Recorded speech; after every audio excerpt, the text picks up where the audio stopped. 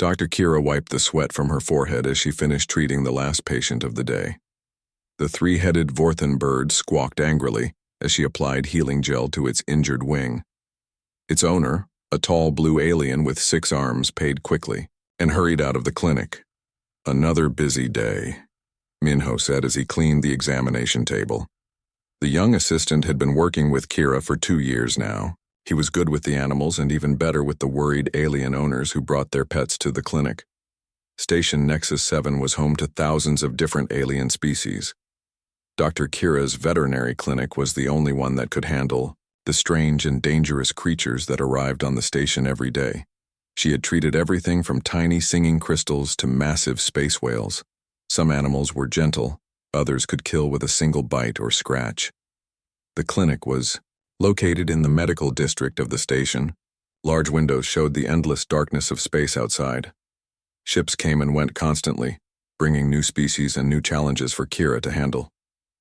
"Doctor, you should go home and rest," Minho said as he put away the medical tools. "You have been working for 14 hours today." Kira nodded but did not move. She loved her work, but it was exhausting. Every day brought new creatures with problems she had never seen before. Each species had different biology, different needs, different ways of showing pain or fear. The communication panel on the wall suddenly lit up with a bright red emergency signal. A harsh alarm filled the clinic. Kira and Minho both rushed to the panel. "Emergency medical assistance required." A rough voice spoke through the communicator. The words were in Galactic standard, but the accent was strange. The speaker seemed to struggle with some of the sounds. "This is Dr. Kira. What is your emergency?" she replied, pressing the response button. "We have injured animals on our cargo ship. Many are hurt badly. Some may die soon. We need help now," the voice said. There was panic in the tone, but something else too. Something that made Kira feel uneasy. "What type of animals? How many?" Kira asked. She was already gathering her emergency medical kit. "Large predators, maybe 20 or 30. They were being transported to a private zoo. Our containment system broke down. Some containers were damaged. The animals inside are bleeding," the voice explained. Minho was already preparing the portable medical equipment. He had heard similar calls before. Cargo ships sometimes had accidents during transport. Animals got hurt when their containers broke or when the ship hit rough space. "What is your ship designation and docking bay?" Kira asked. "Cargo freighter deep space trader. We are requesting permission to dock at Bay 7. Captain Deho speaking," the voice replied. Kira felt that strange uneasiness again. Something about the captain's voice did not sound right. But animals were suffering, and that was all that mattered. Her job was to help any creature that needed medical care. "We will meet you at docking bay 7 in 15 minutes, Kira said. She turned off the communicator and looked at Minho. "Large predators can be dangerous when they are hurt and scared. Make sure you bring the sedation equipment." "Already packed, Doctor," Minho replied. He lifted the heavy medical case with both hands. "Do you think it might be dangerous?" "All emergency calls are dangerous," Kira said. "But we have handled predators before. Remember the fire cats from the Andromeda sector last month? They were twice the size of a person and could breathe flames. We managed to treat them without anyone getting hurt.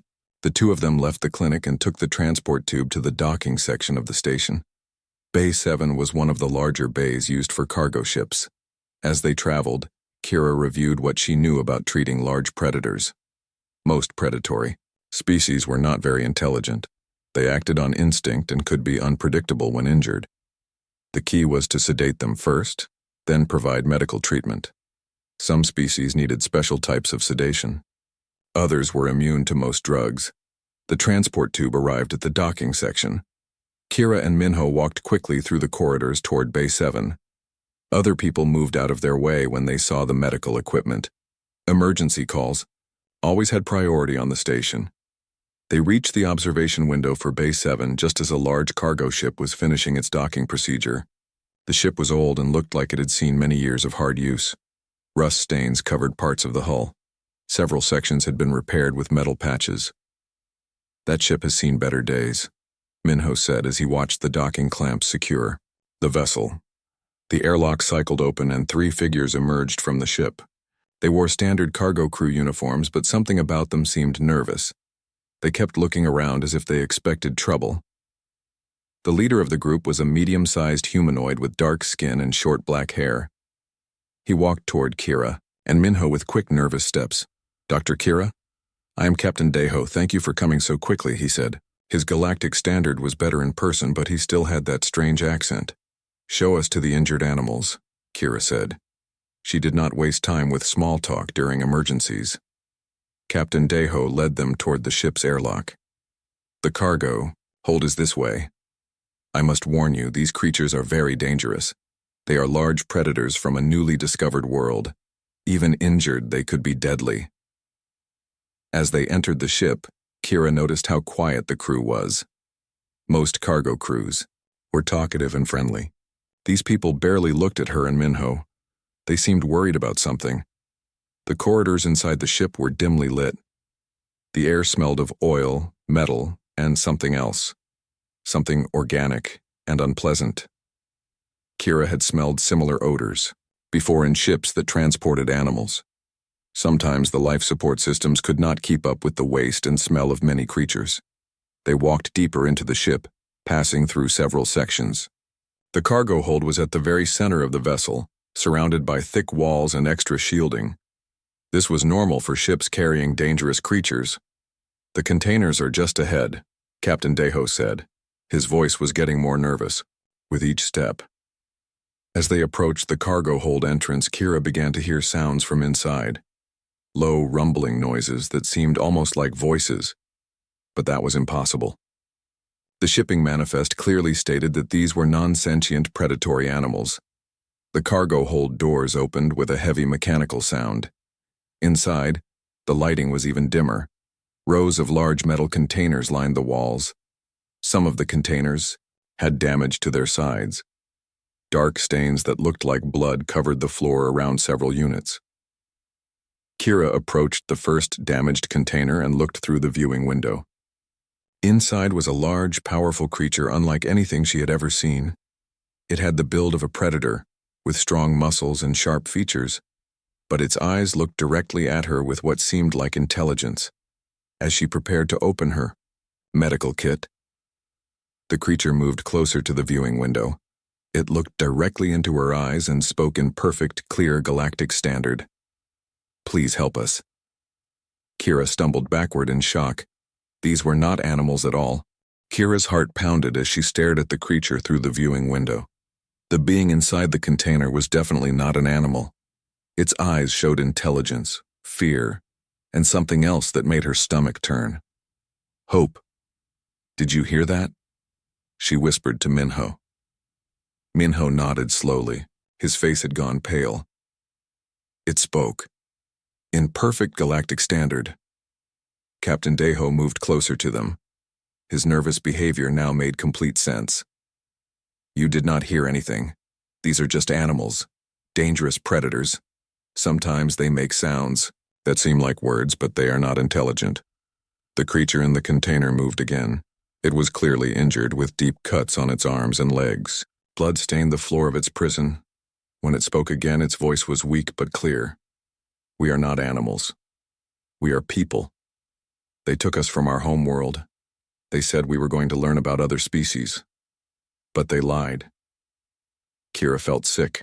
She had seen many terrible things in her years as a veterinarian, but this was different. This was not just cruelty to animals. This was something far worse. "Minho, start recording everything," she said quietly. "Use your medical scanner to document what we see here." Minho understood immediately. He activated his scanner and began recording the scene. The device would capture everything they saw and heard. It would be evidence of what was happening on this ship. Kira moved to the next container. Another being sat inside, this one a female. She had the same powerful build as the first creature, but her injuries were even worse. Burns covered parts of her body, and one of her arms hung at a strange angle. "My name is Subin," the female said when she saw Kira. "I was a teacher on our world. I taught children about the stars and the possibility of meeting other species. I never imagined it would be like this. How many of you are there? Kira asked. 32. We're taken from our world. 6 died during the journey here. The rest of us are in these containers, Subin replied. They drug us to keep us weak. They beat us when we try to speak. They want buyers to think we are just dangerous animals. Kira's hands shook as she opened her medical kit. She had to help these beings. But she also had to be careful. Captain Deho and his crew were watching her closely. I am going to help you, she said quietly to Subin. But I need you to stay calm and trust me. Captain Deho stepped forward. Doctor, you should not get too close to these creatures. They are very dangerous. Just give them some basic medical care and we will transport them to their final destination. What? Final destination? Kira asked, though she already feared the answer. Private collectors pay good money for exotic predators, one of the crew members said. Some go to fighting rings. Others become pets for wealthy buyers who want something dangerous and unique. The truth hit Kira like a physical blow. These beings were not just being transported. They were being sold as slaves. Intelligent, speaking, beings were being treated like animals and sold to the highest bidder. Minho moved to another container and began scanning the being inside. This one was younger, maybe barely an adult. He had been beaten badly and his breathing was shallow. My name is Hyunwoo, the young being said. I was studying to become a healer on our world. I wanted to help people. Now I do not know if I will ever see home again. Kira made a decision. She could not pretend these beings were animals. She could not provide basic medical care and walk away. She had to do something to help them. Captain Deho, I need to speak with you privately, she said. The captain followed her to a corner of the cargo hold. Kira kept her voice low, but her words were firm. These beings are intelligent. They are not animals. What you are doing is illegal under galactic law. Trafficking of sentient beings is punishable by life imprisonment. Captain Deho's face hardened. You are wrong, Doctor. These creatures are classified as non-sentient predators. The paperwork is all legal. They are being transported to legitimate buyers. I heard them speak. They told me their names, their professions, their stories. They are people, not animals, Kira said. You heard nothing, the captain said. His voice was no longer nervous. Now it was threatening. You came here to treat injured animals. You will do your job and leave. You will not mention anything about what you think you heard.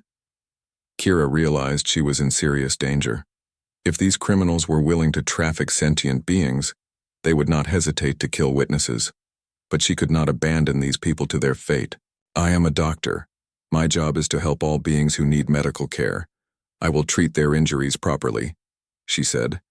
You will sedate them and provide basic care. Nothing more, Captain Deho said. And you will forget anything you think you heard. Kira nodded, but she was already forming a plan. She would treat the injuries as best she could while Minho continued recording. Somehow they had to get evidence of this crime to the authorities. As she worked on Subin's injuries, the being spoke quietly to her. Doctor, we know you want to help us, but these criminals will kill you if they think you are a threat. You must be careful. I am going to get help, Kira whispered back. I promise. She moved from container to container, treating wounds and documenting injuries. Each being she met had a story. They were teachers, artists, healers, and builders. They had families waiting for them at home. They had been tricked into leaving their world with promises of cultural exchange and learning. As Kira worked, she noticed Captain Deho talking quietly with his crew. They kept looking at her and Minho with worried expressions. She realized they were making a decision about what to do with the witnesses who now knew their secret. The horrible truth was becoming clear. These criminals had not just planned to sell innocent beings as slaves. They had also planned to eliminate anyone who might expose their crime, including the veterinarian they had called for help. Captain Deho finished his quiet conversation with the crew and walked back toward Kira and Minho. His expression had changed completely. The nervous act was gone. Now his face showed cold determination. Doctor, I think you have done enough medical work for today, he said. My crew will escort you back to your clinic now. Kira looked up from treating Hyunwoo's wounds. These beings need more medical attention. Some of their injuries are serious. They could die without proper treatment. That is not your concern anymore, the captain said. You have done your job. Now you need to leave. Two crew members moved to stand behind Kira and Minho. They were not asking. They were ordering them to go. But Kira realized something terrible. If they left now, they would never make it back to their clinic alive. These criminals could not afford to let witnesses live. Minho seemed to understand the danger too.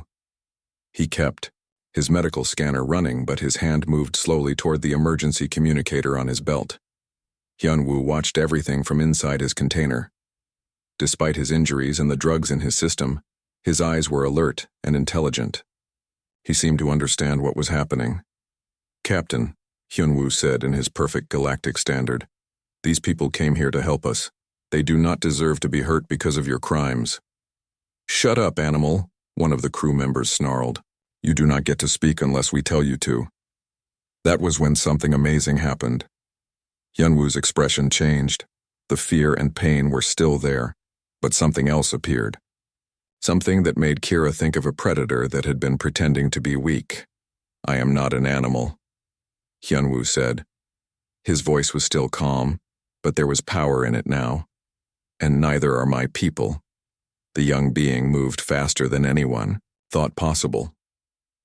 Despite his injuries and the drugs, he struck the damaged lock on his container. The metal gave way with a loud crack. Captain Deho and his crew spun around in shock.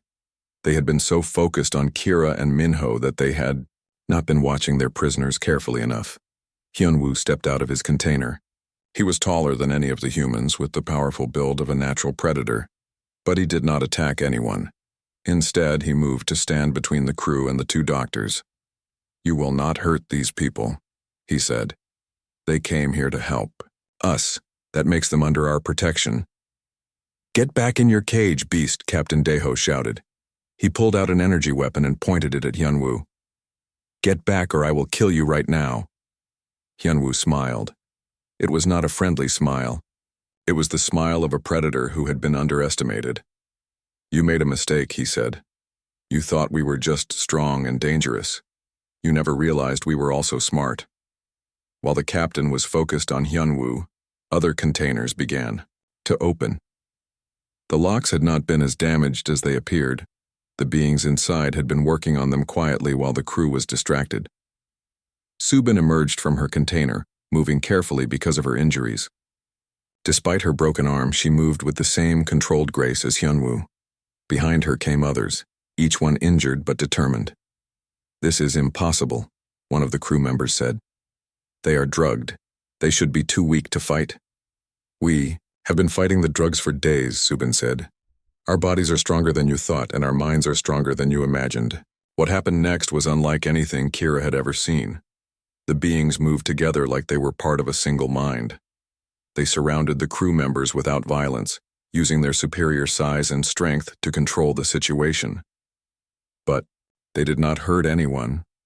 Even though these criminals had captured them, beaten them, and planned to sell them as slaves, the beings showed incredible restraint. Jinwoo, can you access the ship's communication system? Hyunwoo asked one of his people. A being with technical knowledge moved to a control panel. Despite never seeing the ship's systems before, he began working with the controls like he understood them perfectly. Their technology is similar to what we use on our world, Jinwoo said. I can send a distress signal to station security. Do it, Hyunwoo said. Then he turned to Captain Deho. You will not be harmed if you surrender peacefully. We are not like you. We do not hurt people for revenge. Captain Deho was breathing heavily, sweat running down his face. You are animals, predators. You should be acting on instinct, not thinking and planning. That is your mistake, Subin said as she helped treat one of her injured companions. You think intelligence and predatory traits cannot exist together. You think being strong means being stupid. You are wrong. Kira watched in amazement as the beings worked together. They secured the crew members without violence. They sent emergency signals to station security. They provided medical care to their most injured companions. And they did it all while protecting the two doctors who had tried to help them. "Is this possible?" Minho whispered to Kira. "They move like predators, but they think and plan like the smartest species in the galaxy." "I do not know," Kira replied. "But I think we are seeing something that has never been documented before, a species that evolved both predatory traits and advanced intelligence." Yinwu heard their conversation. "Dr. Kira, our people are not unique because we are predators. We are unique because we learn to use our strength to protect others, instead of to hurt them." The emergency signals had reached station security. Alarms began sounding throughout the cargo ship. Help was coming. As they waited for rescue, Kira watched the beings care for each other. They shared food and water. They treated injuries with knowledge that rivaled her own medical training. They comforted those who were most frightened. These were not savage beasts or mindless animals. They were people. People who had been horribly wronged but who chose compassion over revenge. "What will happen to us now?" Subin asked. "Our world is far away. We do not know if we can ever go home." "You will get justice," Kira promised. "What was done to you is the worst crime in galactic law. These criminals will be punished, and your people will be recognized as the intelligent beings you are." Station security arrived within minutes. They found a cargo ship full of evidence that would change how the galaxy thought about intelligence, strength, and what it truly meant to be civilized. 3 days after the rescue, Station Nexus 7 was filled with more activity than Kira had ever seen. Ships arrived every hour carrying officials, scientists, and reporters from across the galaxy. The discovery of the Taiyang people had sent shock waves through every civilized world. Dr. Nari, a famous xenobiologist from the Galactic Council, sat in Kira's clinic reviewing the medical data. She had spent the last 2 days examining the rescued beings and studying Minho's recordings. "Dr. Kira, what you have discovered here changes everything we thought we knew about evolution and intelligence," Dr. Nari said. "In all of galactic history, we have never found a species that combines advanced predatory traits with this level of intellectual and emotional development." Kira watched through the window as Hyunwoo and several other Taiyang walked through the station with their security escort. Even injured and far from home, they carried themselves with dignity. Other beings stopped to stare, some with fear, others with curiosity. "How could we have been so wrong about them?" Kira asked.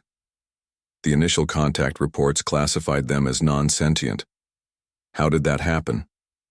Dr. Nari showed her a data pad with the original survey information. The first contact team only observed them from a distance. They saw the predatory traits, the hunting behavior, the physical strength. They made assumptions based on what we know about other species. They never tried to communicate with them. The contact team was afraid. When you see beings that look like perfect predators, the natural response is to assume they are dangerous and unintelligent. No one tried to talk to them because no one believed they could talk back. Minho entered the clinic carrying a tray of food. He had been helping to care for the Taiyang people while they recovered from their injuries. "Doctor, Subin asked me to give you this." He handed Kira a small piece of metal that had been carved with intricate designs. The artwork was beautiful and complex, showing scenes of the Taiyang home world. "She made this for you while her arm was healing," Minho explained. "She said it was a traditional gift to thank someone who helps your family." Kira held the carved metal carefully. The detail work was incredible. It would have taken hours to create, and it required both artistic skill and technical knowledge. "This is beautiful," she said. "But when did she have time to make it?" "She carved it during her recovery time. She said it helped her think about home," Minho replied. "Doctor, they are not like any species we have ever met. They think about art and beauty even when they are hurt and scared." Dr. Nari was studying the carved metal with great interest. "This confirms what we have learned from our interviews with them. They have a complete civilization on their home world. Art, music, literature, science, philosophy. Everything we associate with advanced culture. But they also retained their predatory abilities," Kira said. That should not be possible according to everything we know about evolution. That is exactly why this discovery is so important, Dr. Nari said. Every other species we know lost their predatory traits as they developed intelligence. The Taiyang somehow kept both. They represent a completely new evolutionary path. A communication signal came through on Kira's clinic panel. The voice was familiar and speaking in perfect galactic standard. Dr. Kira, this is Wu Jin. Could you please come to the meeting room? The Galactic Council representatives want to speak with you. Wu Jin was the oldest of the rescued Taiyang and had become their unofficial leader during their time on the station. He had been a diplomat on their homeworld before being captured. Kira, Minho, and Dr. Nari made their way to the station's main meeting room. Inside, they found representatives from dozens of different species. The Galactic Council had sent some of their most important officials to deal with this situation. Captain Deho and his crew sat at one table, their hands bound and their faces showing no emotion. They would face trial for their crimes, but that was not the most important issue anymore. Wu Jin stood at the center of the room. Despite everything he had been through, he looked calm and confident. When he spoke, his words were clear and thoughtful. Honored representatives of the Galactic Council, I speak for my people, the Taiyang. We come before you not seeking revenge for what was done to us, but hoping for understanding and friendship. A representative from the council, a tall being with blue skin and 4 arms, responded. The crimes committed against your people are among the worst in galactic law. Those responsible will be punished, but we must also address the larger issue of your classification. Yes, Wu Jin said. We understand that our appearance caused fear and confusion. We look like predators because we evolved from predators. But we learned long ago that true strength comes from protecting others, not from hurting them. Another council member, this one from a species known for their advanced philosophy, asked a question. How did your people develop both predatory abilities and advanced civilization? According to all our research, this should be impossible. Wu Jin smiled. On our world, the greatest predators were not those who could kill the most prey. They were those who could work together to protect their families and communities. Over many generations, we learned that cooperation and intelligence were more powerful than claws and teeth alone. But you still retained your physical abilities, the philosopher said. Yes, because we found that physical strength combined with wisdom made us better protectors. We did not lose our predatory traits. We learned to use them for good purposes. The room was silent as the representatives considered this. Everything they knew about evolution and intelligence was being challenged by these remarkable beings. Dr. Nari stood up to address the council. Honored representatives, I have spent 3 days studying the Taiyang people. Their intelligence levels match or exceed most advanced species. Their emotional development is extraordinary. They show empathy, compassion, and moral reasoning that is rare in the galaxy. What do you recommend? The council leader asked. Full recognition as a sentient species with all the rights and protections that status provides. Their homeworld should be protected from exploitation, and we should establish formal diplomatic relations with their government. Captain Deho suddenly spoke from his table. You are all making a mistake. These creatures are dangerous. They may seem civilized now, but they are predators. Eventually, they will show their true nature. Wu Jin turned to look at the captain. His expression was sad, not angry. Captain Deho, you captured us, beat us, and planned to sell us as slaves. Yet when we had the power to hurt you, we chose not to. We protected the doctors who came to help us. We treated your injured crew members. If we were truly the savage beasts you believe us to be, would we have shown such restraint? The captain had no answer. The council leader stood up. The evidence is clear. The Taiyang people are intelligent, civilized, and deserve full recognition under galactic law. We will begin diplomatic contact with their home world immediately. As the meeting ended, Kira felt a sense of wonder. In trying to help what she thought were injured animals, she had helped discover one of the most remarkable species in the galaxy. The Taiyang had not only survived terrible treatment, they had responded with forgiveness and hope for the future. The galaxy would never be the same. 6 months later, Kira stood in her clinic watching the morning news broadcast. The reporter, a silver-scaled being from the Centauri system, was speaking about the latest developments in galactic politics. The Taiyang delegation has successfully negotiated peace between the Corvan Empire and the Federation of Free Worlds, ending a conflict that has lasted for over 50 years. Ambassador Wu Jin announced that both sides have agreed to use Taiyang mediation techniques to solve future disputes. Minho brought Kira a cup of her favorite morning drink. "It is amazing how much has changed," he said. 6 months ago, nobody had heard of the Taiyang. Now they are helping solve problems across the galaxy. The clinic had changed too. What used to be just a veterinary office was now something much more important. The Galactic Council had designated it as the official Taiyang Cultural Center for Station Nexus 7. Beings from dozens of species came every day to learn about the remarkable people who had challenged everything the galaxy thought it knew about intelligence and strength. Hyunwoo entered the clinic carrying a data pad and wearing the blue uniform of a galactic medical officer. His injuries had healed completely, and he had been working with Kira and Minho to develop new treatments for species across the galaxy. "Good morning, Dr. Kira," he said. "I have the results from yesterday's research. The healing techniques from our world combined with galactic medical technology are showing incredible results." Kira looked at the data. Hyunwoo's people had brought knowledge of medicine that used both science and intuition. Their understanding of how the mind and body worked together was unlike anything the galaxy had seen before. "These recovery rates are 3 times faster than traditional treatments," she said. "How do your people know so much about healing?" "On our world, healers must understand both the body and the spirit," Hyunwoo explained. "We learned that physical strength means nothing if the mind is not healthy too. A true predator protects the whole being, not just the physical form." The clinic door opened and Subin entered with a group of young beings from various species. She now ran classes for children, teaching them about cooperation and understanding between different types of people. "Good morning, everyone," Subin said. Her broken arm had healed perfectly and she moved with the same graceful strength as all Taiyang. "Today we are going to learn about why differences make us stronger, not weaker." One of the children, a small green being with large eyes, raised her hand. "Teacher Subin, my parents say predator species are dangerous, but you are a predator and you are nice. Why do grown-ups say wrong things sometimes?" Subin knelt down to the child's level.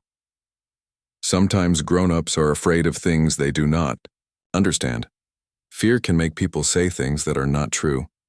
The important thing is to learn about others before deciding if they are good or bad." "But how do we learn if we are scared?" another child asked. "You do what Dr. Kira did," Subin said, smiling at Kira. "You choose to help instead of running away. When someone needs help, it does not matter what they look like or where they come from. You help them because it is the right thing to do." Kira felt warm inside. These children were learning lessons that many adults in the galaxy still struggled with. Maybe the next generation would be better at understanding differences. Jinwoo appeared on the clinic's communication screen.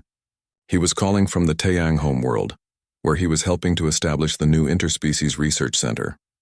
"Greetings from home," he said. His image showed him standing in front of a beautiful building surrounded by forests and mountains. The construction of the research center is almost complete. Scientists from 30 different species will be working together here to study cooperation and conflict resolution. "How are your people adjusting to having visitors from other worlds?" Kira asked. "Very well," Jinwoo replied. "At first, some of our elders were worried. They remembered the stories of the first contact team that was afraid of us. But when the new visitors arrived and treated us as equals, everything changed." "What kinds of research are you planning?" Hyunwoo asked. "We want to understand why some species work well together while others fight constantly. We think the answer has to do with how different types of intelligence can complement each other instead of competing." The conversation was interrupted by an announcement over the station's communication system. "All residents and visitors please report to the main observation deck for a special ceremony." Kira, Minho, Hyunwoo, and Subin made their way through the station corridors. Other beings were moving in the same direction, all talking excitedly about what the ceremony might be.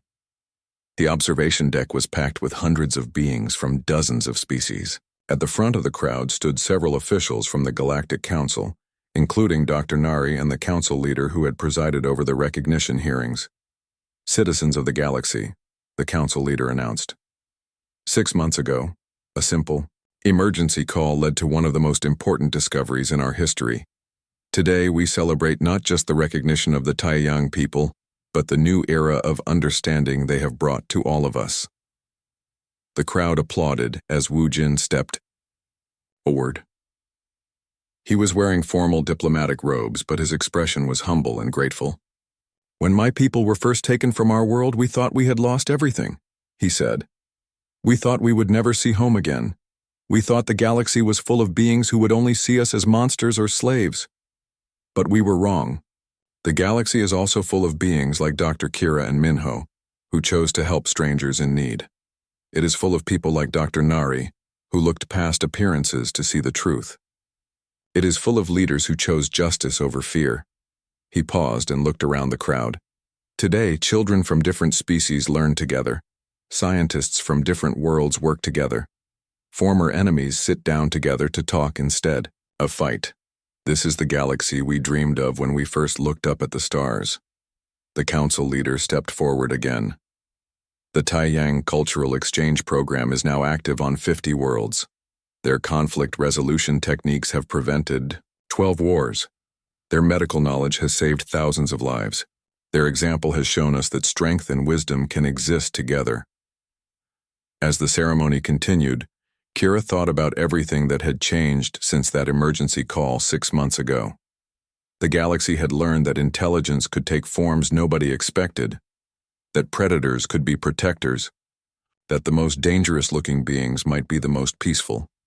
But most importantly, the galaxy had learned that helping others, even when you are afraid or uncertain, can lead to discoveries that change everything. After the ceremony, as beings from dozens of species mingled and talked together, Kira returned to her clinic. On the wall was the carved metal artwork that Subin had given her, now displayed next to certificates and awards from the Galactic Medical Council. Minho joined her as she looked at the beautiful artwork. "Doctor, do you ever think about how different things would be if you had not answered that emergency call?" Kira smiled. "Every day. But I also think about how many other amazing discoveries are waiting for us. How many other species are out there that we do not understand yet. How many opportunities we have to learn and grow. And to help," Minho added. "And to help," Kira agreed. Outside the clinic windows, ships continued to arrive and depart from Station Nexus 7. Each one carried beings with different appearances, different cultures, different ways of thinking, but now, more and more of them were willing to look past the differences to see the similarities. The Taiyang had taught the galaxy that speaking in perfect galactic standard was not just about language. It was about speaking truths that everyone needed to hear, no matter how they looked or where they came from. And sometimes the most important truths came from the most unexpected sources.